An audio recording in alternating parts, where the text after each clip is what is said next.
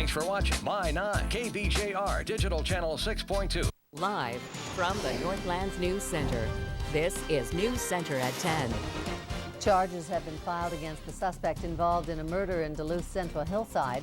There's a new face taking the helm of Duluth Coast Guard Station. And a $1 million luxury resort in the Twin Ports opened its doors tonight. Your news starts now. Good evening, I'm Barbara Riles. Michelle Lee is off tonight. The suspect in the drug-related murder of Stanley Booty has been charged. Spency Walker was charged today in St. Louis County Court with 2 counts of second-degree murder.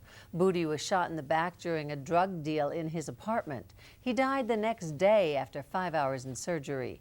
Bail for Walker has been set at $300,000. More than 2,000 smoke-free supporters and advocates came together this evening to celebrate 100% smoke-free fresh air in Minnesota workplaces.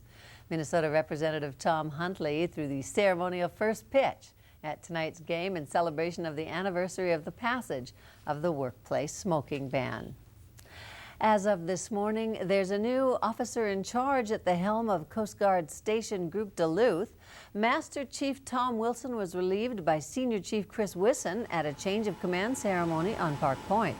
Wilson commanded the station for the past 4 years and departs Duluth to serve aboard a Coast Guard cutter. Wisson comes to the Northland from the Coast Guard Station in Green Bay.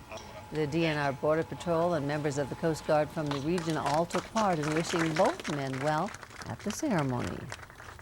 Northstar Aerospace is expanding, and a new grant will help Lake Superior College train their new employees. Northstar Aerospace currently has 115 employees, but plans to expand to 300 in the next 3 years. As an employer, we have to develop programs to make sure we have skilled workers for today and in the future. Used to be when educators took care of that, but now industry has to take care of that. Northstar Aerospace partnered with Lake Superior College to get a $200,000 grant from the Minnesota Department of Employment and Economic Development. The money will go towards training 40 new employees this fall and for expanded training for current workers. With the 4th of July just a couple weekends away, fireworks sales stands are popping up throughout the region. 6 years ago, Minnesota laws were revised to allow people a wider variety of legal fireworks. People in Minnesota may now purchase fireworks that are non-explosive and non-aerial. That means you can now buy sparklers, snakes, and tubes that emit sparks, but firecrackers, cherry bombs, and bottle rockets are still illegal in Minnesota. It's important to point out, though, that just because some of these fireworks are legal, it doesn't mean they're any safer than they used to be.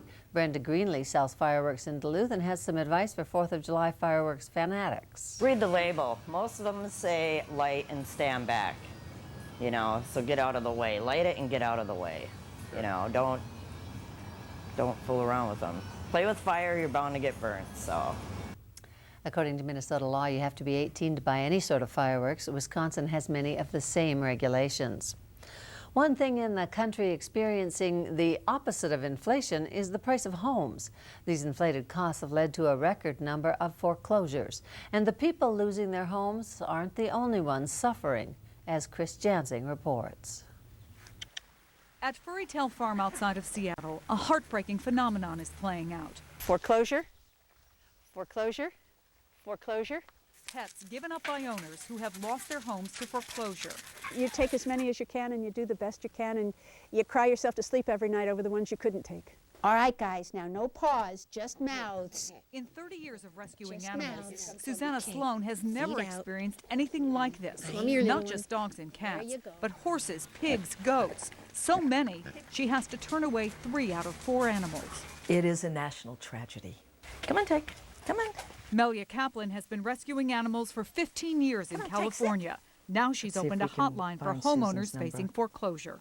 We got a call from a man who was crying on the phone. He said, my dog is so good and he knows how to sit and he knows how to give you his paw. Please don't make me take him to the shelter. Shelters have been inundated where foreclosure rates are high. From Florida to Michigan, Minnesota, Colorado, Arizona to California. Owner surrender. Owner surrender. In May, the number of animals turned into Los Angeles city shelters jumped 30%. Pets seem to be the silent victims of this whole economic downturn. And most of the surrendered animals aren't young and fuzzy, they're older, making it unlikely they'll get adopted. The harsh reality is, as more animals come in, more animals have to be put down. Now, Peyton is one of the lucky ones. He's being trained as potentially a bomb-sniffing dog. But at shelters across the country, euthanasia rates are going up. Which is one reason why the Furry Tail Farm is so attractive. It's a no-kill shelter. Joe Polhamus hopes someday to reclaim his dogs, Bailey and Spree. It's just not the animals, but you're giving up that part of your life. With 261,000 homes in foreclosure in May alone, a dog's life is suddenly much more tenuous. Bye-bye. Bye-bye. Chris Jansing, NBC News, Los Angeles. Here in Duluth, more than 2,000 animals become homeless each year, spending weeks or even months in the city's currently overcrowded animal shelter. A major condominium complex opened its doors to the public tonight. The Beacon Point Luxury Resort held its grand opening, inviting the public to have a look inside. The three buildings complex boasts views of Lake Superior, which managing resident Scott Utley says is the resort's greatest asset. It's the best of both worlds because it's a North Shore resort right on the water but in the city. So people can have, you know, just like being up on North Shore, but have all the amenities of the city as well. One of Beacon Point's owners, Wells McGriffin, says he hopes that the resort becomes a premier vacation destination. Just excited to be able to share with the public now and be able to open it up for people to come and stay with us, and also offer these beautiful condos for sale. The resort took 3 years to build, and a majority of the condo units were sold 2 years ago. Still to come on the Northlands News Center, we'll show you what a new government report has to say about the future of oil prices. Plus, we'll tell you about a ruling by the Supreme Court that affects victims of the Exxon Valdez oil disaster. Stay with us. It was hot as could be in the studio. And Bill Ward, our director, had come down and he moved that big door open about this far to let in some air because there's no air circulating. So then he, runs back upstairs, fires up the camera, and I'm live. And this guy comes in through the sliding glass doors.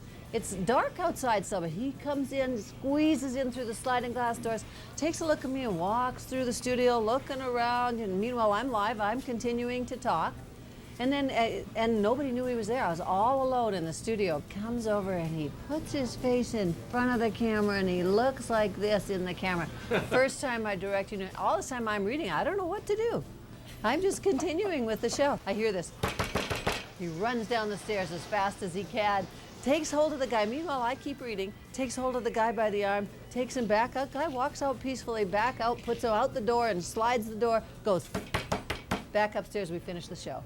From the Northlands News Center, this is News Center at 10 with Michelle Lee, George Kessler, Tom Hansen, and special IT reports from Barbara Riles. You're watching NBC6, and this is News Center at 10. There was a bit of good news today on gasoline. The price of oil fell a few bucks, but the government's long-term forecast is also out today, and it projects further increases at the pump. Steve Handelsman reports from Washington. The good news is demand for gasoline fell last week, so oil prices dropped 3% today. But the forecast is they're headed back up big time. And we really are in an oil shock. A top expert told Congress fuel wholesalers are paying more because they're afraid we're running short. And I think there is a shortage psychology today in the financial markets that's widespread and has grown as prices have gone up. But running short of oil is likely in the next decades. A prediction today that China and India will drive world demand up 50% by 2028. 50% more demand for oil. That could lead to a lot more global warming and eventually, the government's chief oil forecaster predicted today, more oil production. We do think that over the next 5 to 10 years, the high prices will bring on new supplies that should put downward pressure on price. 5 to 10 years. John McCain wants more drilling and new nuclear plants. This was today. We must deal with the here and now and assure affordable fuel for America by producing more of it ourselves. Barack Obama says nuke plants and drilling offshore would not deal with the here and now. They're medium term. He says a better move in that time frame would be to cut consumption with higher tech cars and power plants. Democrats and Republicans up here dueled again over what to do in the race for the White House. Energy could be an even bigger issue after today's bleak predictions. I'm Steve Handelsman, NBC News, Capitol Hill. The average price of oil slid today to $134 a barrel. A Minneapolis attorney who represented thousands of Alaskans in the 1989 Exxon Valdez disaster says he's shocked by Wednesday's Supreme Court ruling. The Supreme Court cut the $2.5 billion punitive damages award for the worst oil spill in U.S. history to $500 million.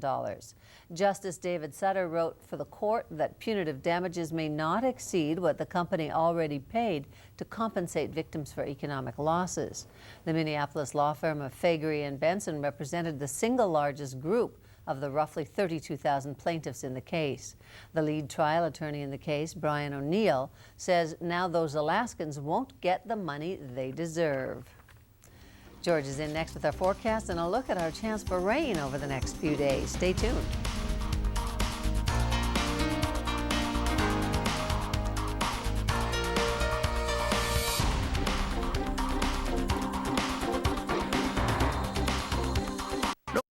Meteorologist George Kessler is certified by the American Meteorological Society.